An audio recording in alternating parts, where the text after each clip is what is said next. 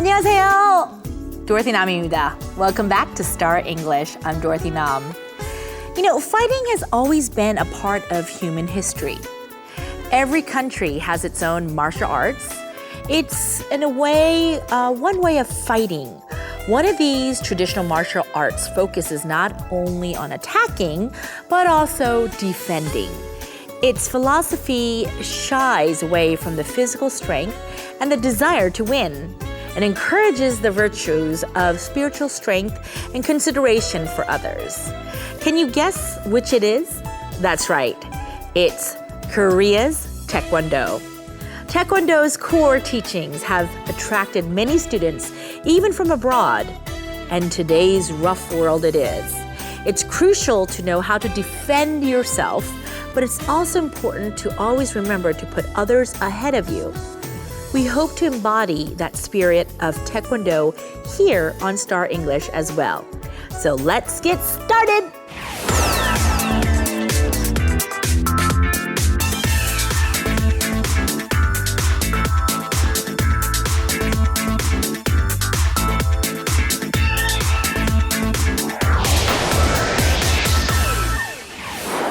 What's happening now? You know, if I had to walk through a dark alleyway with someone, it would be today's guest. We have a very strong, tough guest with us who's responsible for many of the stunts we've seen in movies like Mr. Nice Guy and Matrix Reloaded, as well as Korean dramas and commercials. He's an action star, a stuntman, and a director. Well, let's bring him on, Mr. David No.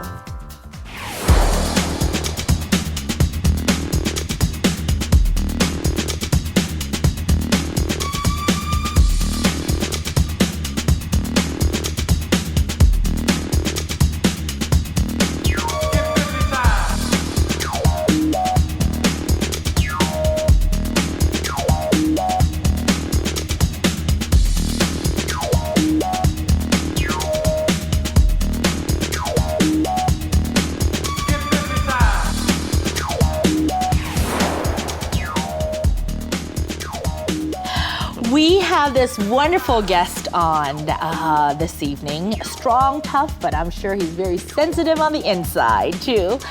Thank you so much for coming on. How are you? How are you doing? I've been good.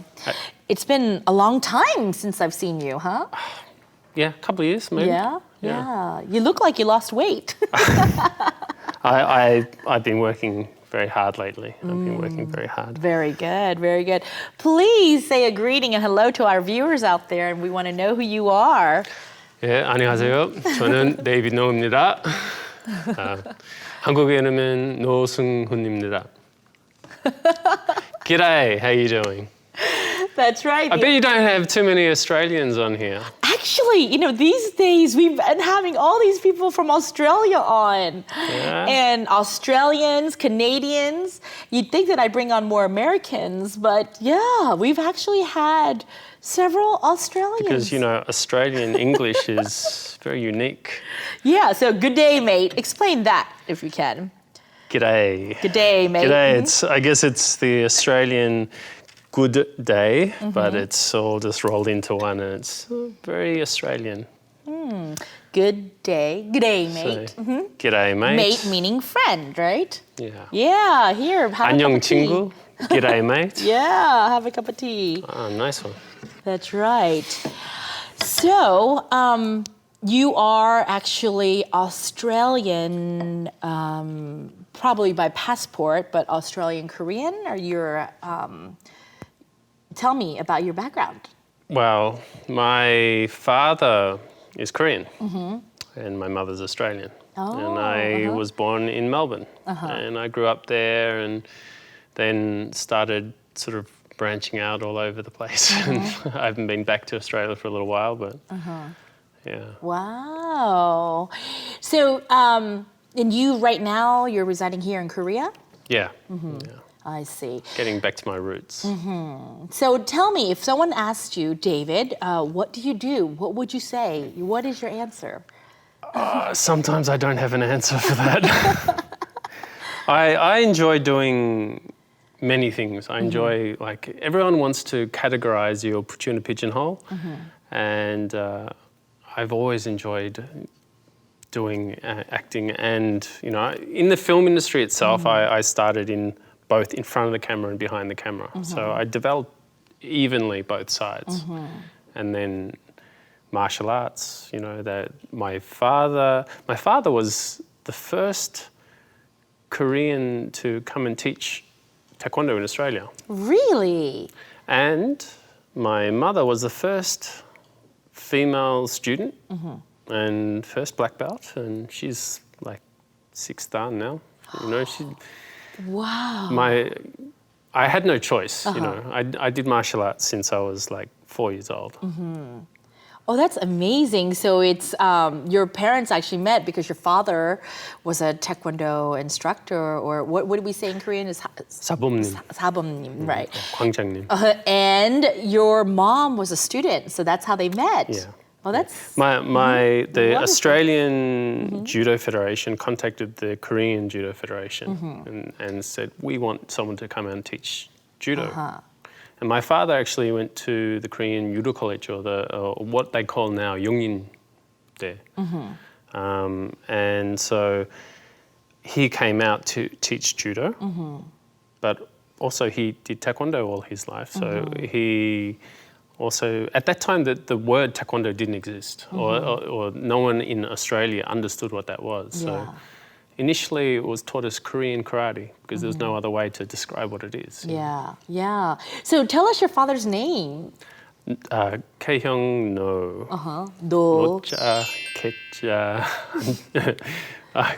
Kaehyung, Hyungcha. Yeah. So he's known for going out there, being the first Korean in Australia with taekwondo. Now, did he form many taekwondo schools in Australia? Initially, he actually taught all around the country. Just went from city to city, and then settled in Melbourne.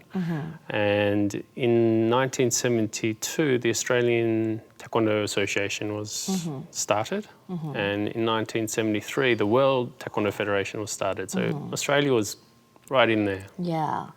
Wow. So this is, okay, then I'm sure you, as being the son, you learned all kinds of techniques, and pretty much you worked as a part-time job in your father's business, I'm sure. Was a student there too? Yeah, I started taking, like, you know, it was a family business. So I started taking phone inquiries from the age of 12 or something. And I started teaching adult classes from 15 years old. Wow. So I would teach like 40 adults. Oh my goodness. And at that time, little tiny 15-year-old me was trying to be the boss of all these. Yeah. Because in Korea, adults don't really do martial arts, or adults don't really, it's not Korean lifestyle, 생활, to do that sort of thing. But in Australia and other places in the world, it's very popular for fitness, for self-defense, for whatever reason. You know, I forgot to ask you, what is a quote or something that you live by, or a motto, or maybe a taekwondo quote that your father taught you? Please share it with our, viewers out there if you have one. My father, he, maybe it's living in a martial arts family. He always had some philosophy, just like watching The Karate Kid, always had some philosophical thing to say. I can't think of anything right now, to be honest. I would say, be truthful. You know? That's good, simple, and that's what it is. Be truthful. Yeah. And have you, taken this as a kid and always, put it into your life? Yeah, I think honor was something very very important in our family, and honor comes from being truthful, and I think everyone knows what the truth is, or what is right and what is wrong, and people with honor know what is right and follow it. Yeah. Some people know what is right and ignore it, So Like when you see someone smoking or throwing a piece of rubbish on the ground, people know not to litter, you know, but they do it anyway because they're just hoping that no one will notice. Right. This shooting star moment is a great expression here. Earlier, David said rubbish, R-U-B-B-I-S-H, rubbish. In Australia, and of course, sometimes in Europe, we say rubbish, meaning trash. 쓰레기죠. So the Australian English is different a little bit for the American English. But of course, in America, we understand rubbish, R-U-B-B-I-S-H. Or sometimes we say, please don't litter, L-I-T-T-E-R.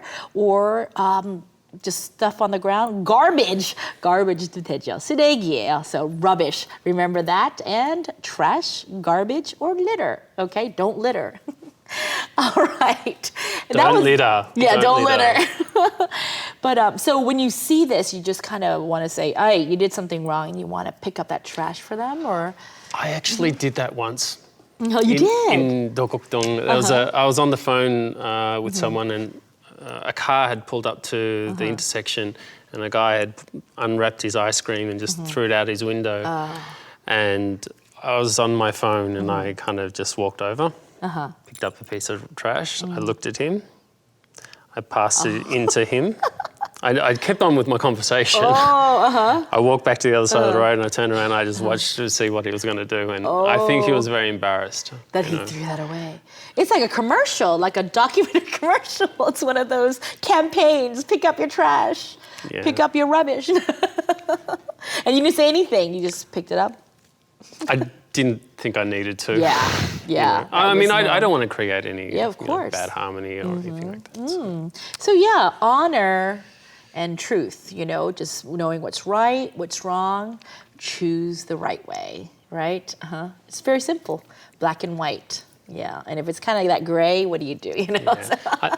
I think especially in the film industry, there's a feeling of people fall in love with the fantasy of the film industry, not necessarily the reality of the industry, you know. And I think for people in the industry or for people wanting to go into the industry, you know, some people see the red carpet and the glitz and the glamour, and it's really not about that. It's not. You know.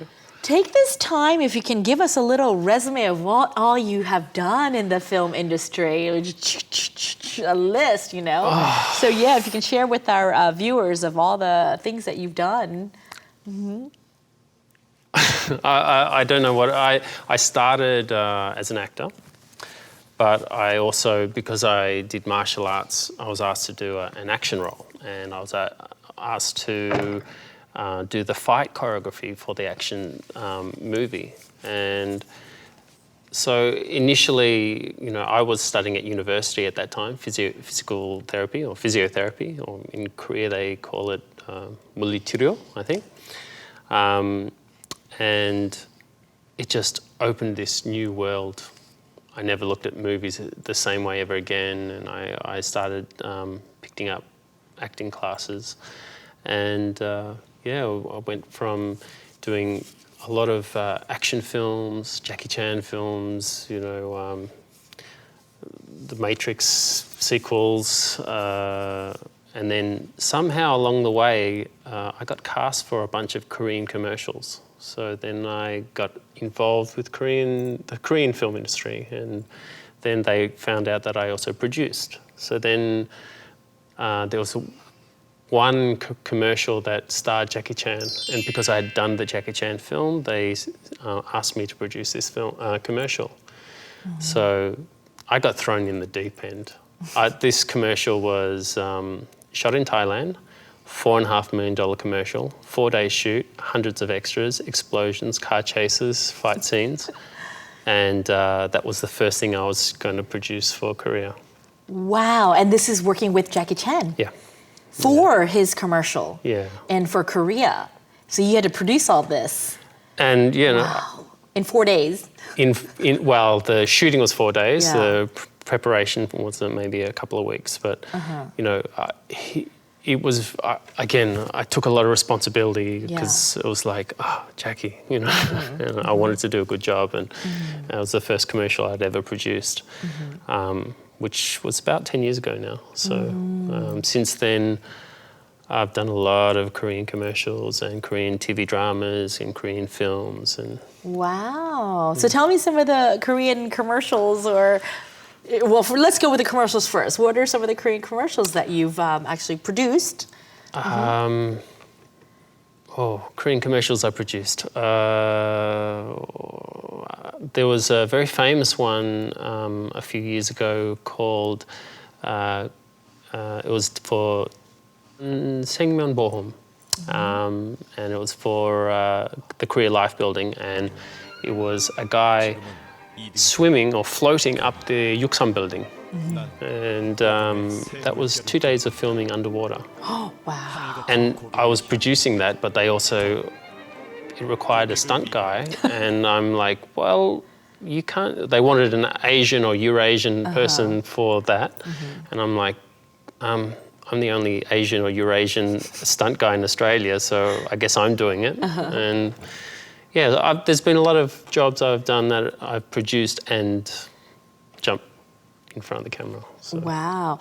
So you've done that and you were in the commercial, you were a producer, you're now an actor. So what did you have to do? You had to swim up to a building or through a building? Well, it was all shot in a dive pool underwater. And they did the Yuksan building in CG later and had me swimming up the outside of the building. Oh, wow. But there was another commercial, I wasn't producing this one, but I was doing the stunts for it, was for the tyres commercial. And they built this half-pipe ramp like this, about 6 stories high, put a car in it, and had this car driving backwards and forwards on this ramp, and had me standing on the car like this. And it was kind of dangerous, you know. Because if the car, because it's an open car, and you know, if the car came off the ramp, then really, what was I going to do? Yeah. You know?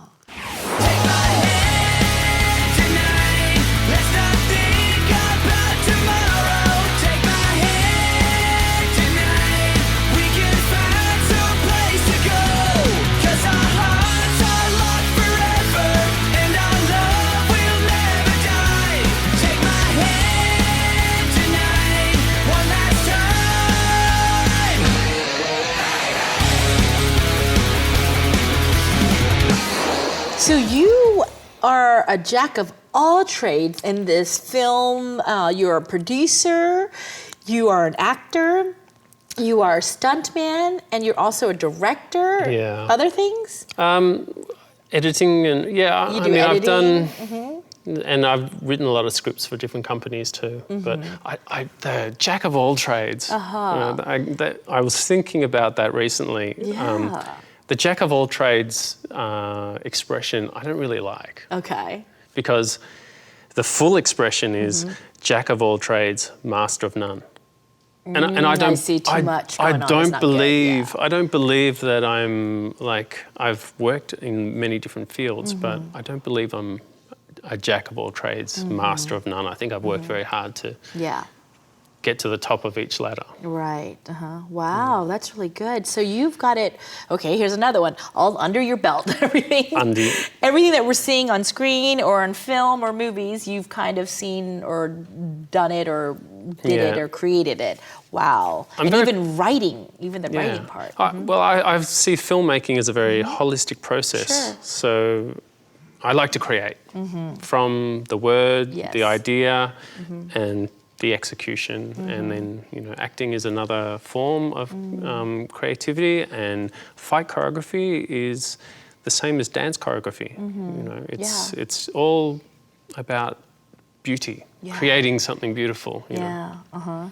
That's wonderful. And what about, because we produce some things too, and of course, our Star English, we've got a whole team and of things of editors and, producers and writers and all kinds of things. So do you see, because you've worked on both ends, in Australia and in Korea, in America too? Yeah. I was living there for a while. Wow. So tell me, do you see that there's a difference of how this work is being done? The Korean film industry compared to the Western way of doing things is wildly different. And that is why I started getting more and more work as a producer, because I understand the both worlds.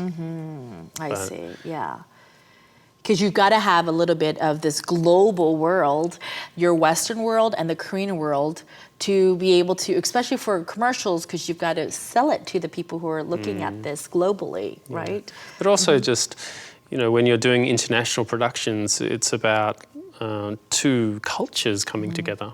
It's the work, but the work's bringing two cultures together. So if, you know, Korean culture and Western culture, there can be some subtle differences that will, if people don't understand them or don't explain them, multi-million-dollar productions just fall over. That's right. Like I had a commercial once where the directors were from Prague. The advertising agency was from Korea. The actors, everyone was from all around the world, and it was all shot in Melbourne. Okay.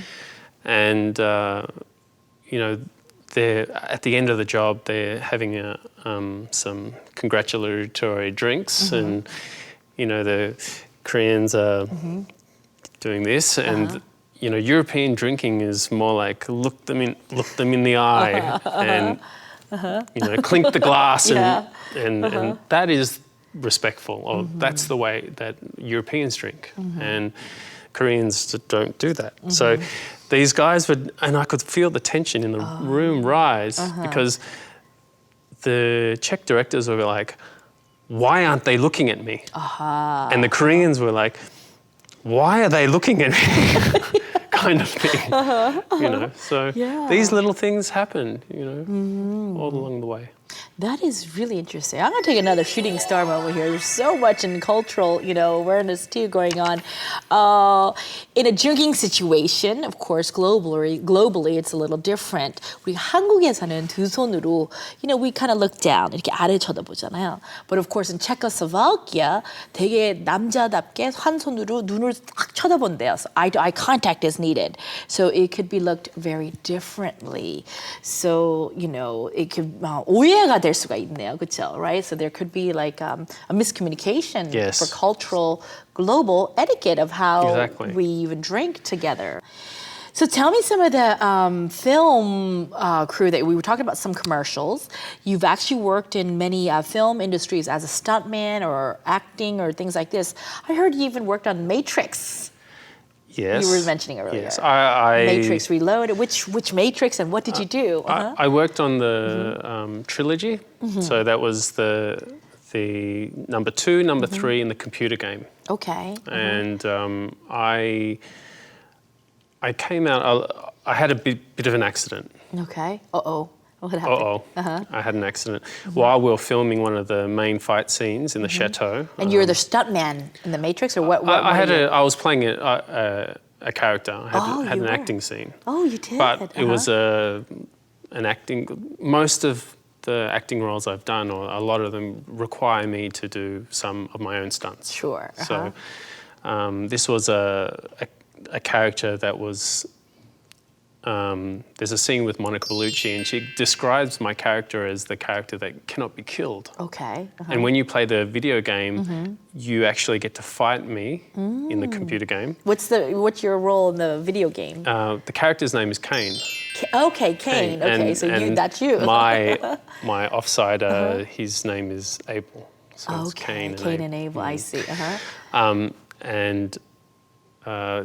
Then I had this accident on the film, and during the big fight scene, I had a stunt where I got pulled on a wire across the room and went through a statue. And when I went through the statue, I landed on my foot and my knee locked out. Oh, yeah. So my knee went like this, and I tore a ligament in the outside of my leg. Oh. So I kind of took about a year to recover. Oh my goodness. So all my scenes in number 3 were... Oh no. So this is in the middle of the making of the movie, in the middle somewhere. Yeah. So your character got kind of cut out because you had to, first of all, health is the most important thing, so... you got to look at these things philosophically. Yeah. And how did you take that? How did you handle that? Well, when it happened, I knew I was in trouble. When it happened, as soon as I reached down, my knee was already this big within seconds.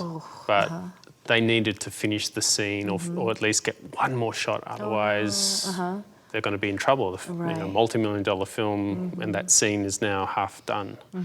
So I got them to bring in a trampoline, and I did one more shot of me. I sort of hopped on one foot on this trampoline and threw myself onto the ground so they could get at least one more shot. Oh, wow. And then I got flown to my hometown for surgery. And oh my goodness. I actually didn't end up having surgery, but it was the Sydney surgeon said, we need to operate.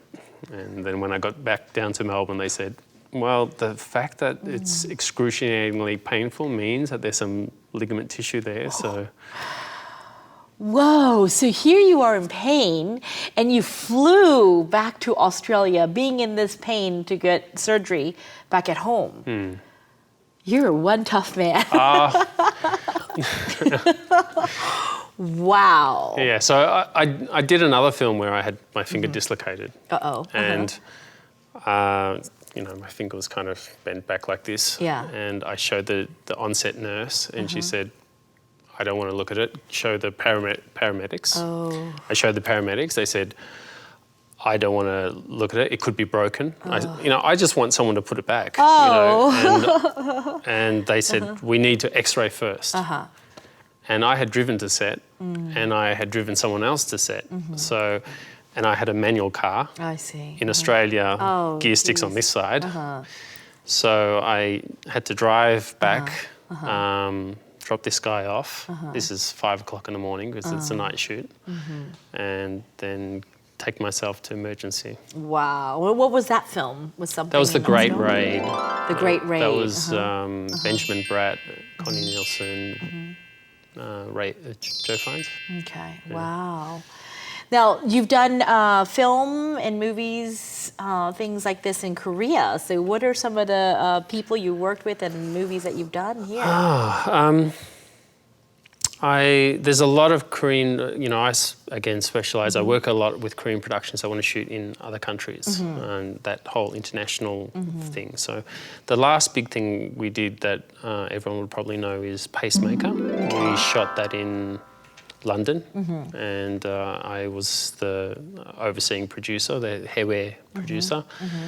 And before that, there's a lot of TV dramas that have been shot in different countries.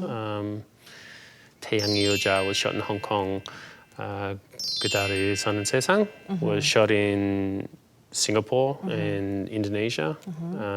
Marine Boy was shot in Cebu.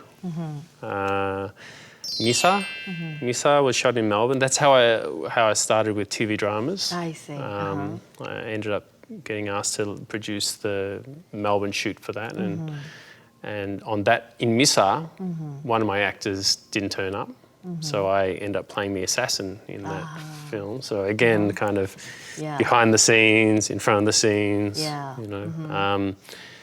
Kemi Yoang, I think it was shot in New Zealand. Kemi Yoang, I think that was right. That was shot in New Zealand, and again, my second unit directed a little bit and did some car stunts and produced here. And the Korean industry has been wonderful for that, because you couldn't do that in a Hollywood production so much because of the unions and Right. Wow. You know what? We're going to go into a little bit of action here. We're going to go to this next segment called Catch a Glimpse.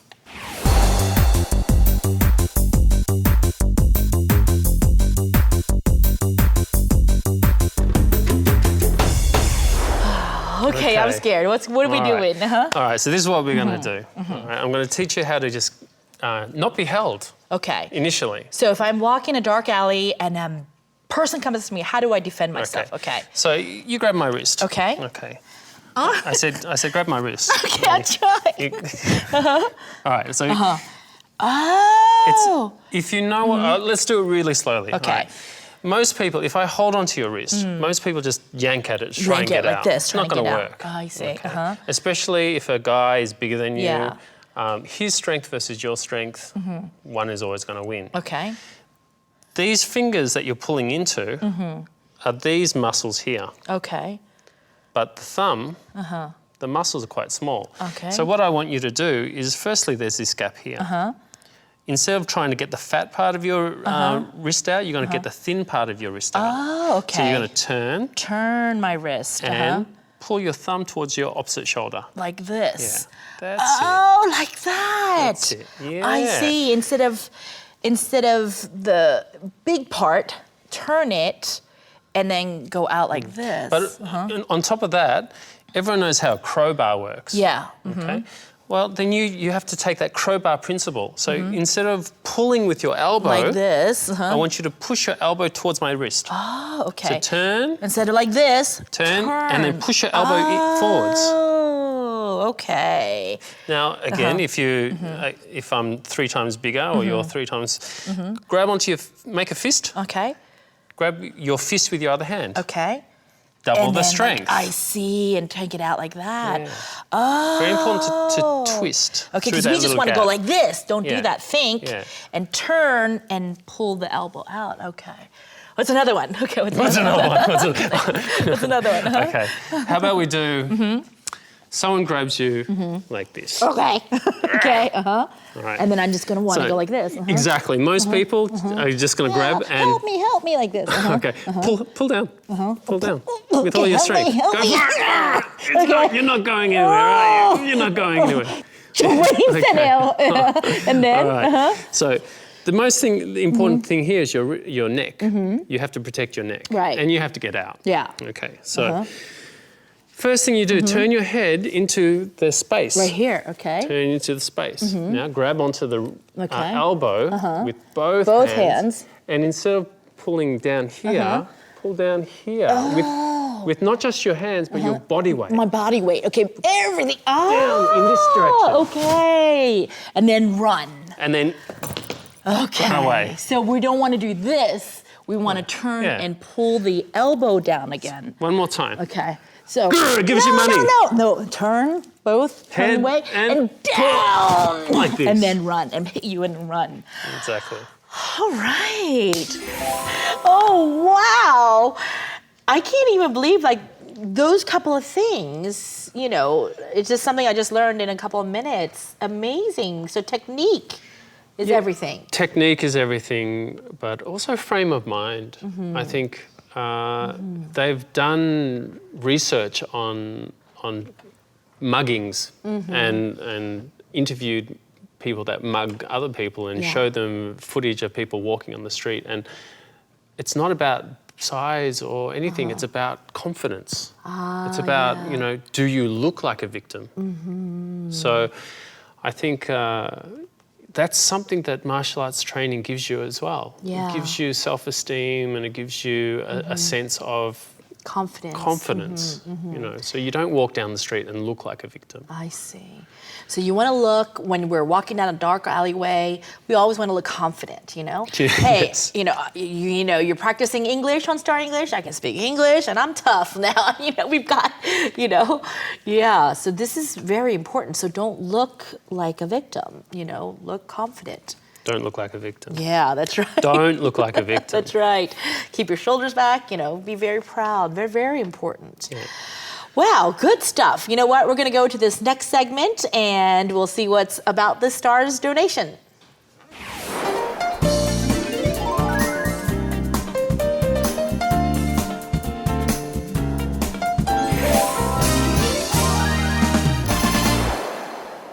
Wow, so what is this movie about? What is it? Well, you wanted to come and talk about my film stuff and my martial arts stuff, so I brought 2 things. The first is this film. It's called Forged. It's a project that I made myself in Australia, and it has Hangul jamak, so Korean audiences can enjoy the film. Wow, so Korean subtitles too. Yeah. And this is something that you've produced, directed, acted in, wrote, everything.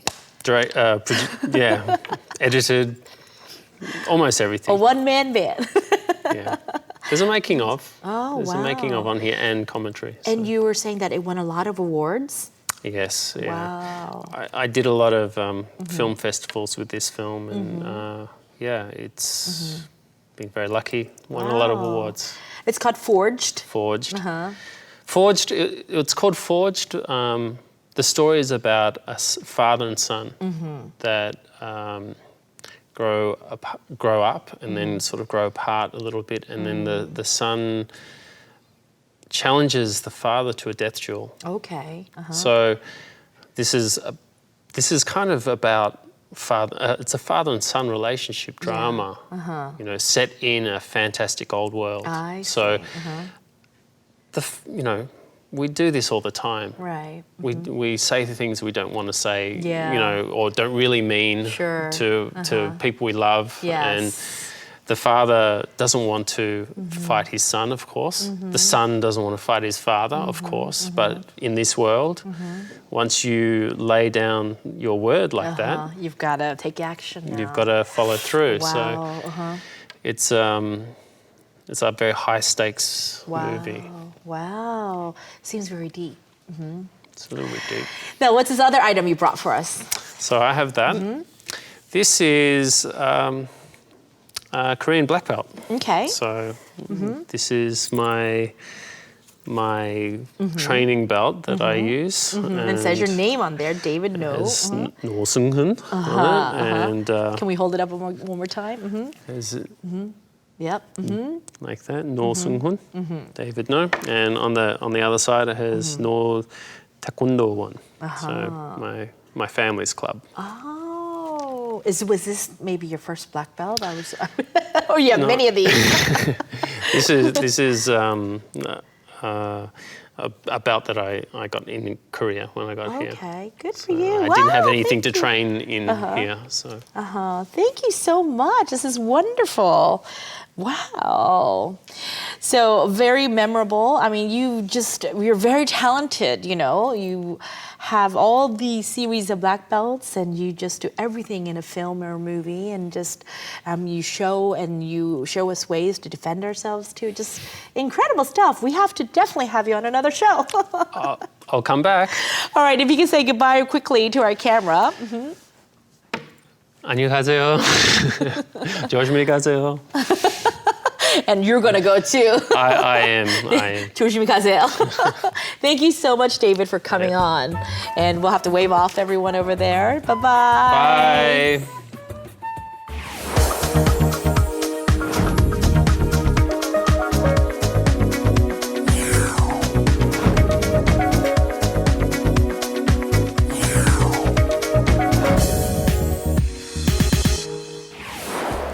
Q for you. A lot of times we are curious about this word and how to use it in a politically correct way. 한국말로 이렇게 하면 혼혈이라고 그러잖아요. 혼혈. How do we say it in English?